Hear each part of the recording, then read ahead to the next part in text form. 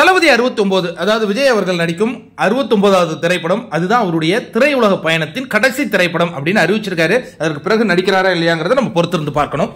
இப்ப அந்த படத்திற்கான பெயர் அறிவிப்பு, ஃபர்ஸ்ட் லுக், அது வந்து வருகிற ஜனவரி மாதம் 26ஆம் தேதி ரிலீஸ் ஆகும் அப்படிங்கிற ஒரு தகவல். சரி, நம்ம ஒரு அப்டேட்டை எடுத்து கொடுத்துருவோம், நமக்கு தெரிஞ்சிருச்சுக்கல. நம்ம சேனலை எங்க விஜய் ஃபேன்ஸ் எல்லாம் பார்க்க போறாங்க, பட் இருந்தாலும் நம்ம உண்மையான தகவலை கொடுப்போம் அப்படிங்கறதால அவங்க அதை தெரிஞ்சுக்கலாம். என்னன்னா, நாளைய தீர்ப்பு அப்படிங்கறதாங்க அந்த படத்தினுடைய பெயர். என்னது நாளைய தீர்ப்பா? ஆமா, விஜய் நடித்த முதல் திரைப்படம், ஹீரோவாக நடித்த முதல் திரைப்படத்தின் பெயர் வந்து நாளைய தீர்ப்பு.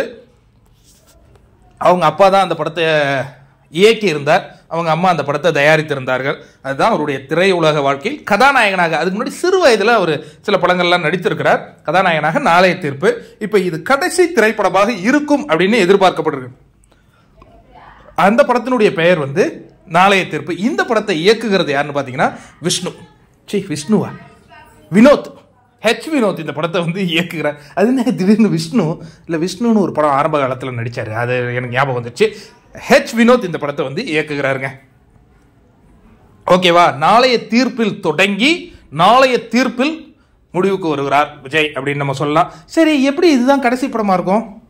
ஏன்னா அவர் 2026 தேர்தலில் நின்று ஜெயிச்சு முதலமைச்சர் ஆயிடுவார்ல, அதுக்கப்புறம் நடிக்க மாட்டார்ல அப்படின்னு விஜய் ஃபேன்ஸ் ஒரு புறம் சொல்றாங்க. இன்னொரு புறம் சொல்றாங்க கமலஹாசன் இப்படி தான் சொல்லிட்டு போனாரு, கடைசியாக அதுக்கப்புறம் வந்து திரையுலகில் நடிச்சுக்கிட்டு இருந்தாருன்னு. எனவே அதெல்லாம் வந்து என்னென்னு நமக்கு தெரியாது.